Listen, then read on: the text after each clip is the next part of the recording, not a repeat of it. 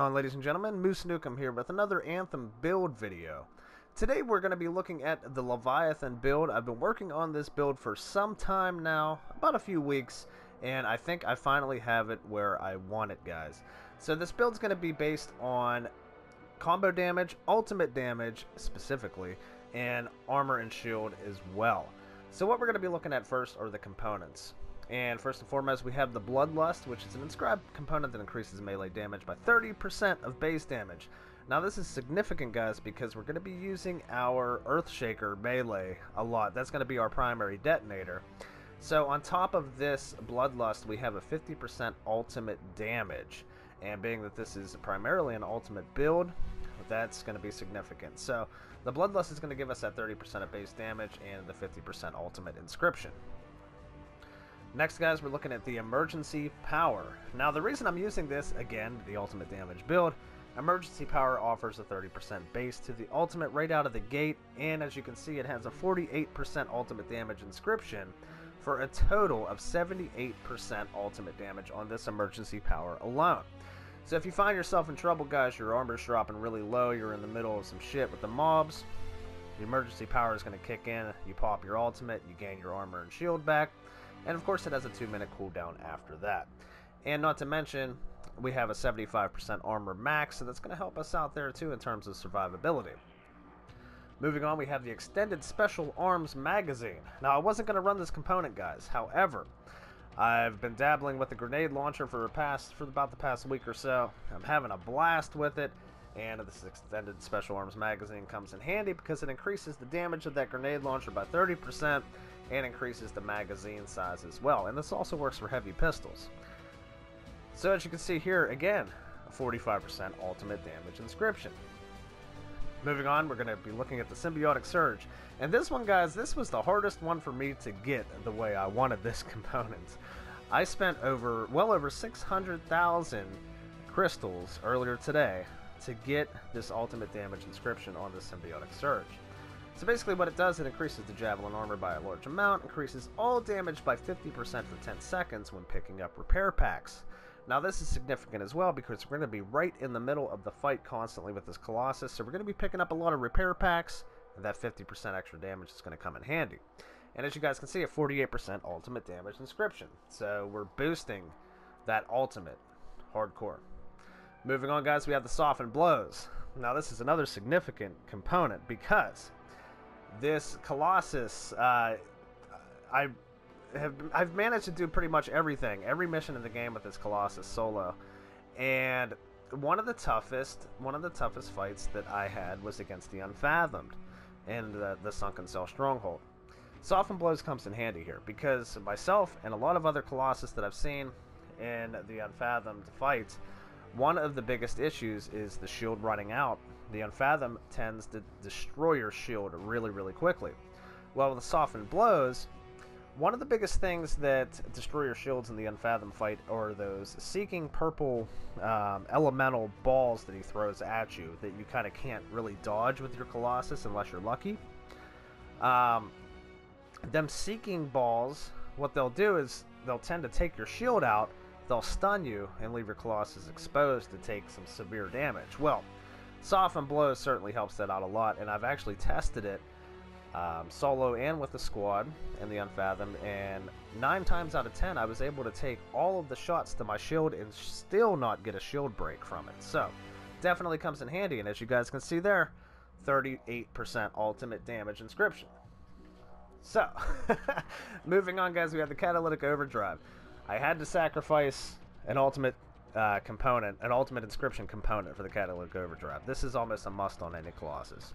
Increases blast combo damage by 50%. This is where our combos come in effect. Detonating a blast combo increases ability damage by 40% for 20 seconds. And as you guys can see, we have the 38% thruster life and the 7% effect resist. So that is going to do it for our components, guys. As you can see, lots and lots of ultimate damage. We have combo damage, we have armor, shields, very, very balanced components, if I may say so. So moving on, we're going to move to our heavy assault launcher, and I want to switch over to Solvent Green first. As you guys can see here, Solvent Green takes up a spot in your assault launcher, thanks to my good friend Captain Craven. He's a big Colossus guy. Does a lot of damage, does a lot of builds with the Colossus. He told me about this Solvent Green a while back, and it's a must if you're trying to do combo damage. Combos do 200% more damage. That's pretty much all you need to know with the Solvent Green. However, if you want to use it, so be it. It is a primer. It does do damage. It will do acid primes. I don't use it all that often, but it's there if you want to use it for that. But it has the 200% more combo damage, which is very, very useful for our combo build. So moving on, guys, we're going to look at the support gear. We have the Berserker's Cry. Now, this one has 200% extra gear charges. Basically, what happens is you pop the Berserker's Cry. It's going to lower the enemy resistances down to by 33%. So basically, you're getting a buff of 33% damage. They're getting resistance, 33% damage, however you want to look at it. But it's useful, and we have 200% charges, so we're going to be using this thing throughout every mission, for like the whole mission, the Berserker's Cry, because it comes in handy. So, let's look at our weapons. We have the Sentinel's Vengeance. Now, guys, I refused to use grenade launchers for the longest time with the Colossus. I didn't really like them. I didn't really know how they work too much, but I've been running with the Sentinel's Vengeance for a while now, and this thing is an absolute monster. And with that component, the Extended Special Arms Magazine, I wasn't going to run that component because it really didn't have any type of effect on the component itself to the Colossus until we use the grenade launcher, because what the Extended Special Arms Magazine does is increases the grenade launcher's damage by 30 and also puts more shells in the magazine. So basically what this does, guys, it shoots out a handful of sticky grenades, stick to the opponent, they explode, primes the opponent in acid, and as we know, that primed acid opponents take a 25% damage resistance debuff whenever you hit them with acid, prime them with acid. So, this one also has 200% extra physical damage.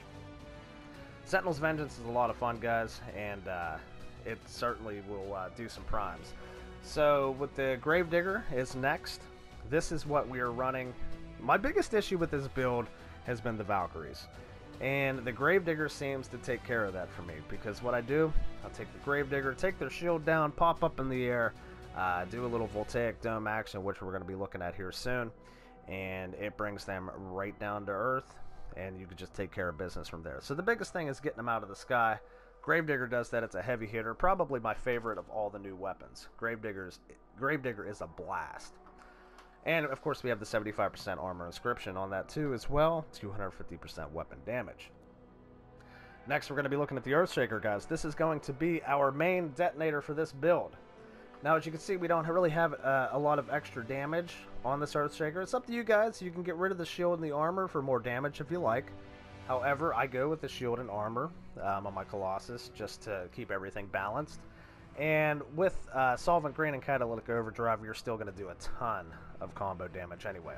And the thing is, with this build, we're more focused on the ultimate than the combo damage. Because if we're getting tons of combo damage on the ground, we're going to build that ultimate up so fast that we can just pop up and sweep the whole ground with that ultimate.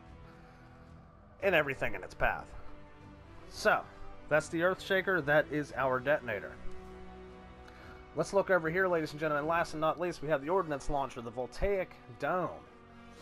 And basically what this is, a shot coil, guys. You just walk through hordes of enemies, hold your L1 button. What you're going to do, you're going to freeze everything in sight, everything in your path, and you're going to add some electric effect prime as well to everything, the longer you hold it in. So you're going to get the ice, you're going to get the electric prime.